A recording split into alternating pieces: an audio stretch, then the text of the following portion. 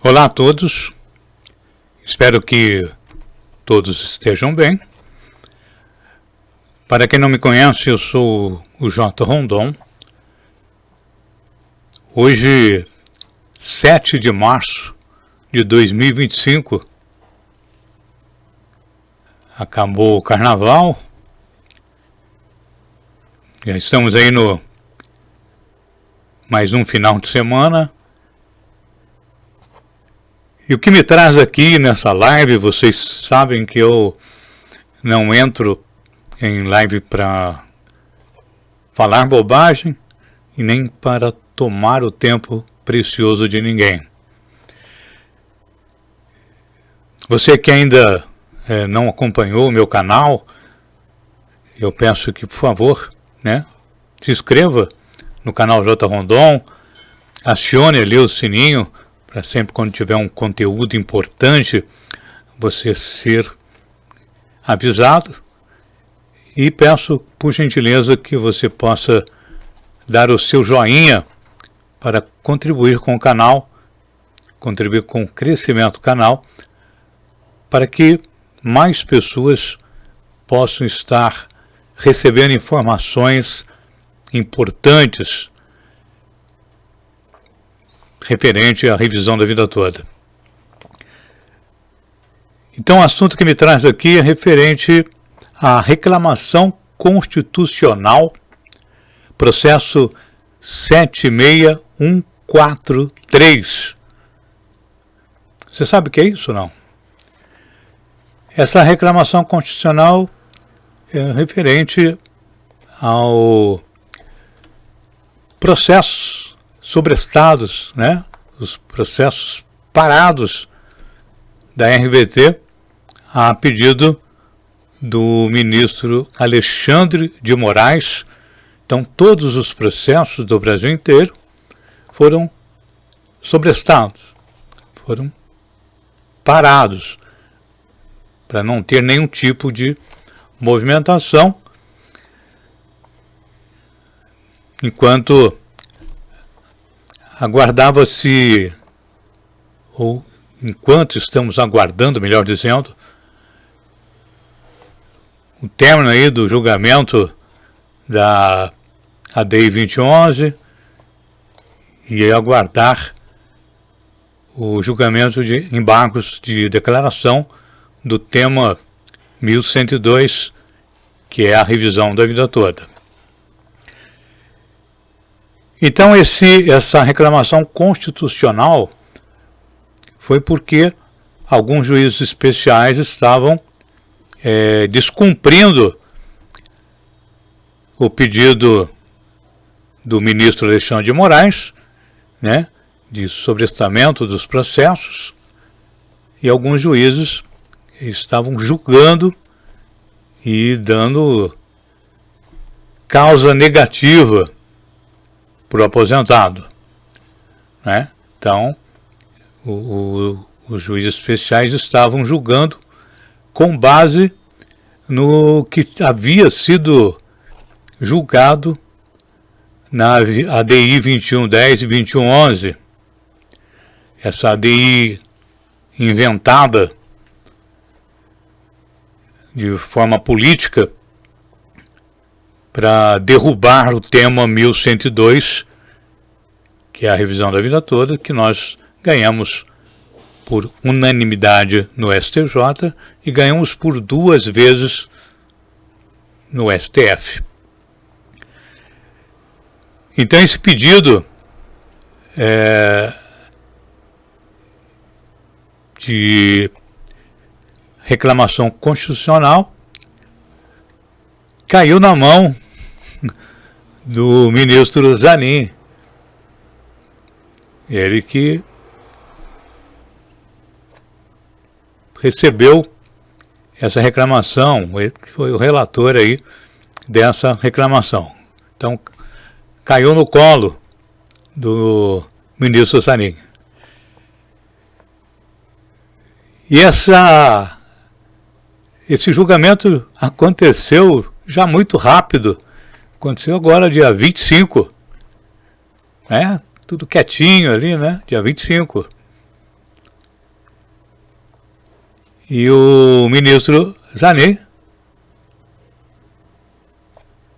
como presidente ali naquele momento, relator,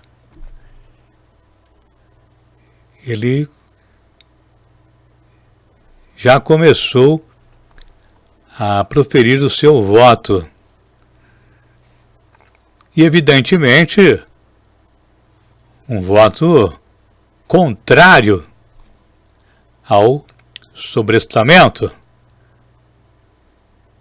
E até, né, dentro do seu voto, ele condena ainda o aposentado a pagar R$1.000. E em seguida, ele passou para votar o ministro Dino. Mas, antes do ministro Dino começar a proferir o seu voto, o ministro Alexandre de Moraes pediu a palavra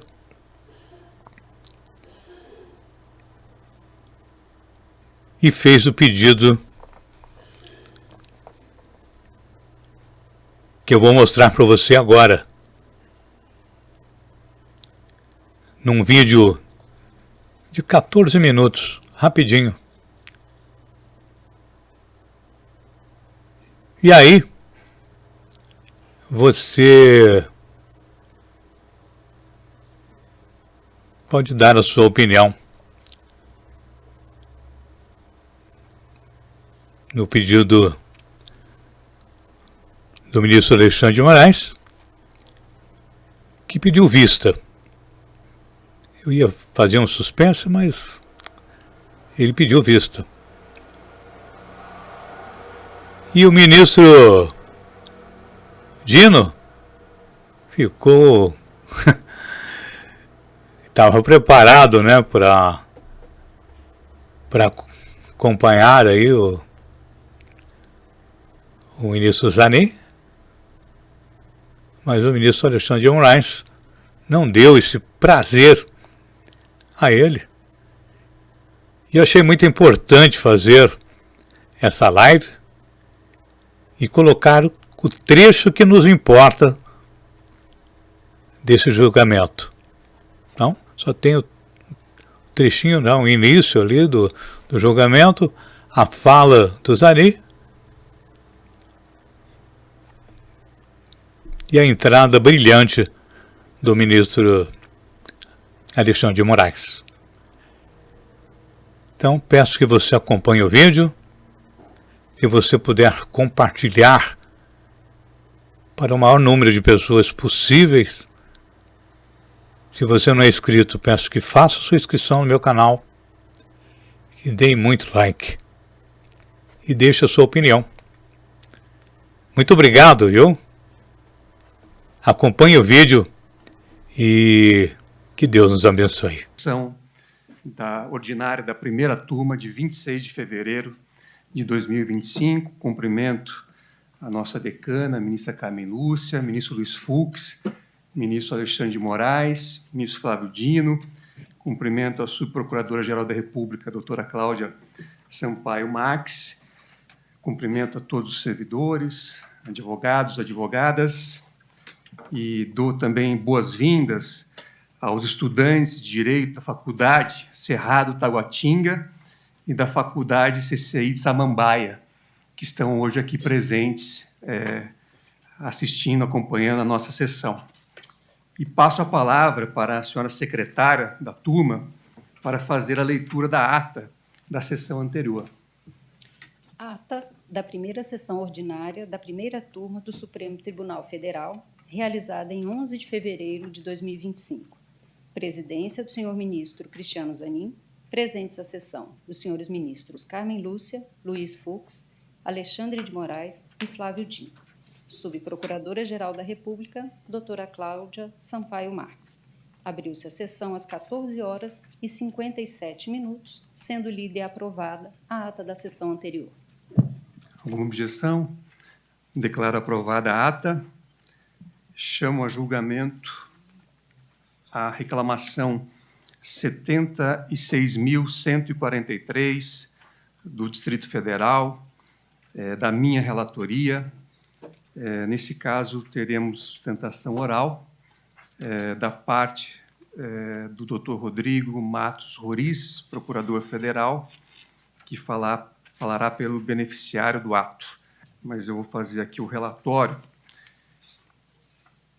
Trata-se de reclamação com pedido de liminar proposta por Edson Antônio Cavalcante contra acórdão proferido pela segunda turma recursal da Seção Judiciária do Distrito Federal, no processo tal, por afirmado desrespeito à decisão proferida pelo ministro Alexandre de Moraes no recurso extraordinário 1.276.977, que determinou a suspensão do processamento das demandas que envolvam o tema 1102 de repercussão geral.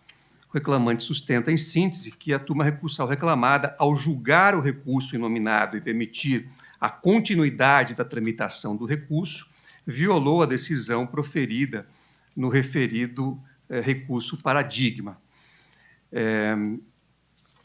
Esse é o relatório, e eu chamo aqui à tribuna, então, o doutor Rodrigo Matos Roriz para fazer a sua sustentação oral pelo tempo regimental.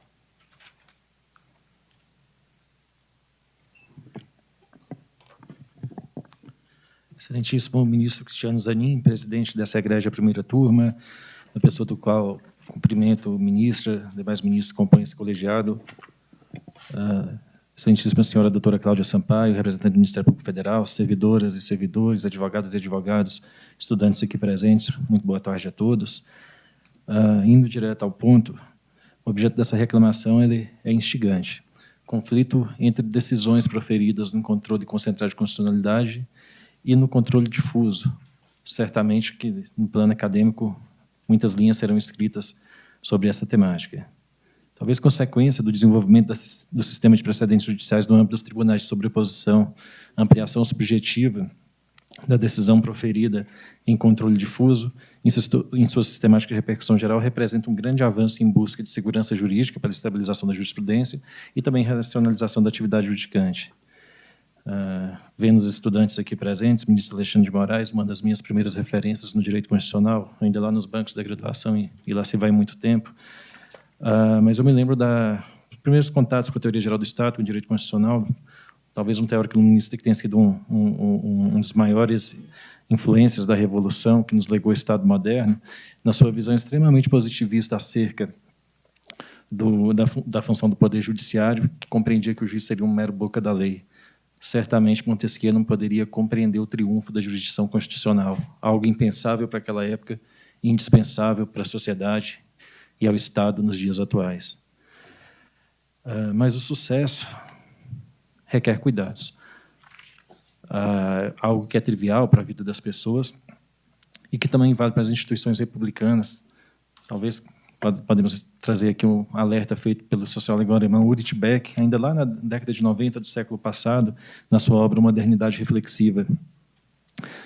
O sucesso da jurisdição constitucional do Brasil, nessa perspectiva, como um reflexo do fortalecimento das instituições republicanas e do Estado democrático de direito, demanda, certamente, esforços de vossas excelências num desafio diário para a manutenção do sucesso da jurisdição constitucional. Um esforço específico que está sendo requerido no âmbito de dezenas de reclamações que tem aportado nessa corte, em que se discute ou que se reclama sobre um alegado descumprimento da ordem emanada pelo excelentíssimo ministro Alexandre de Moraes nos autos do recurso extraordinário 1.276.977, o tema 1102 de repercussão geral, conhecido no meio judiciário como revisão da vida toda.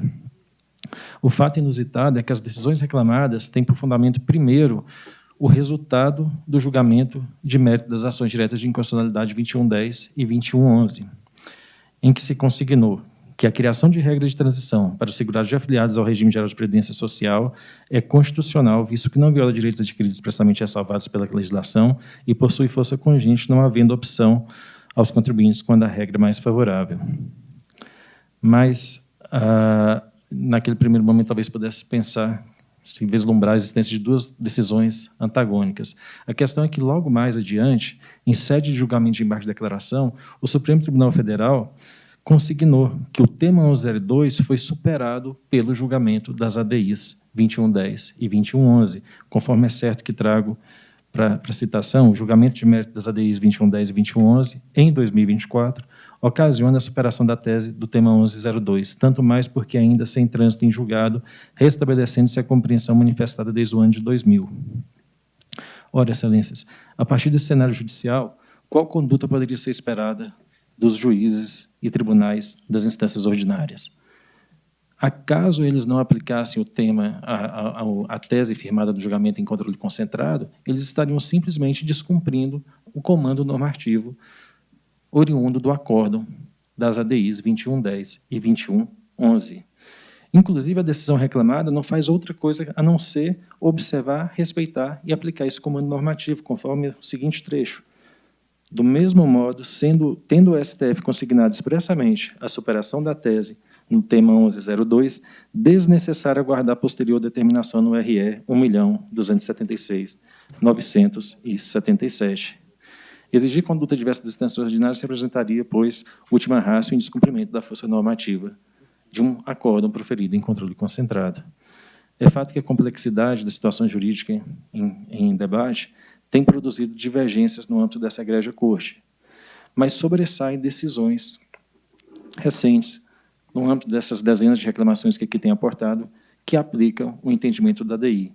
Cito decisão bem recente do ministro Dias Toffoli, datada de 7 de fevereiro, em que Sua Excelência ressalta que a ordem de sobrestamento de processos zarada no RE 1.276.977 teria a finalidade de produzir segurança jurídica na aplicação da tese firmada em 2022. Todavia, se encontra exaurida a eficácia de ordem cautelar, uma vez que superada a tese conforme a manifestação do plenário do STF. Outro sim, a autoridade reclamada deu provimento ao recurso do INSS e julgou improcedente o pedido de revisão do benefício previdenciário em sentido convergente ao entendimento firmado pelo Supremo Tribunal Federal nas ADIs 2110 e 2111, o qual é de observância congente pelos demais órgãos do Poder Judiciário. Na mesma senda, Sua Excelência, ministro Luiz Fux, decisão recentíssima, datada de 18 de fevereiro, ele assentou o seguinte: a decisão proferida pelo juízo da 26ª Vara Civil da Seção Judiciária do Distrito Federal fundou-se em acórdão dessa Suprema Corte com efeito vinculante, eficácia erga omnes e aplicação imediata e superveniente à decisão de suspensão nacional exarada no julgamento do RE 1.276.977, razão pela qual não se mostra legítimo o levantamento da ordem de suspensão, razão pela qual se mostra legítimo o levantamento da ordem de suspensão.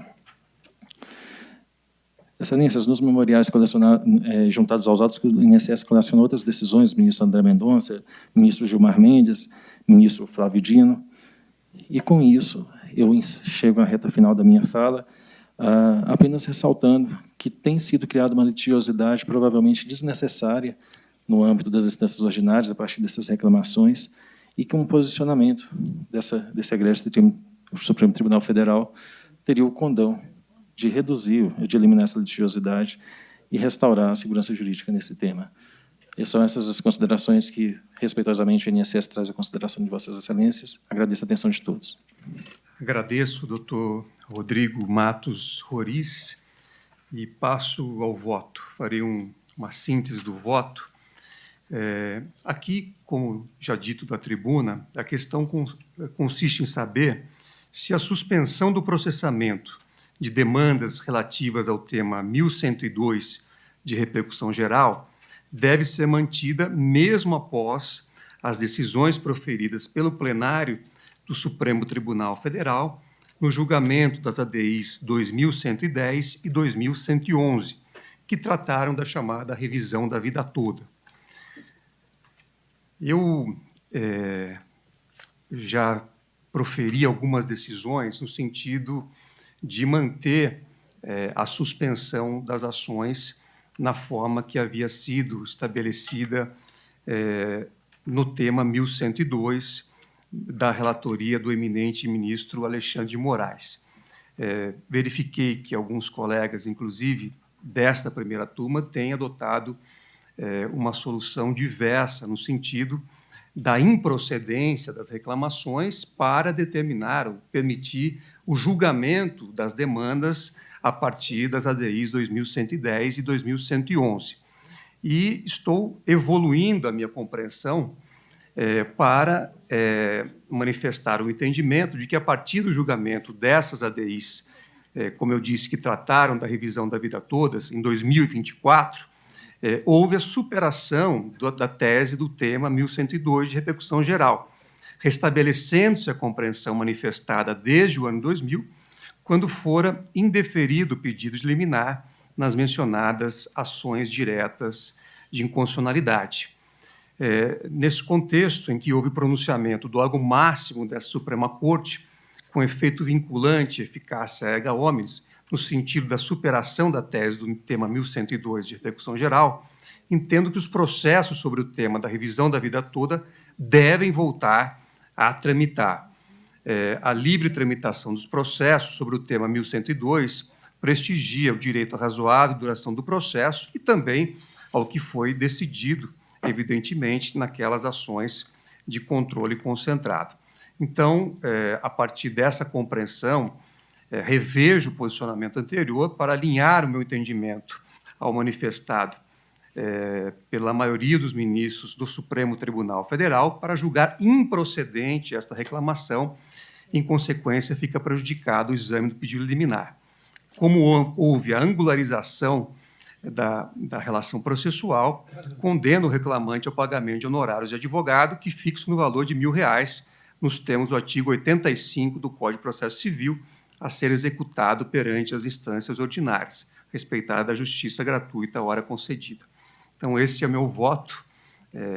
Faço, então, uma evolução da minha compreensão e ouço agora o voto do ministro Flávio Dino. Presidente. Pois não, ministro Alexandre. Eu não tinha recebido, cumprimento primeiro Vossa Excelência, os colegas, doutora Cláudia, eu não tinha recebido o voto de Vossa Excelência, e, na verdade, nos vários julgamentos das duas turmas, a questão é meio empatada. E, agora, recentemente, no embargo de declaração, nas ações diretas, ou até por sugestão do ministro Toffoli, houve uma modulação em relação a como aplicar a decisão da revisão da vida toda para aqueles que já tinham decisões favoráveis, o que, eu reitero, justifica até que esteja findado o julgamento das ADIs, a suspensão. Então, eu antecipo, independentemente do voto do eminente ministro Flávio Dino, que eu pedirei vista nessa reclamação. Os ministros aguardam. Senhor presidente, minha posição é conhecida, reiterada, mas, claro, por deferência ao eminente ministro Alexandre, aguardo o voto.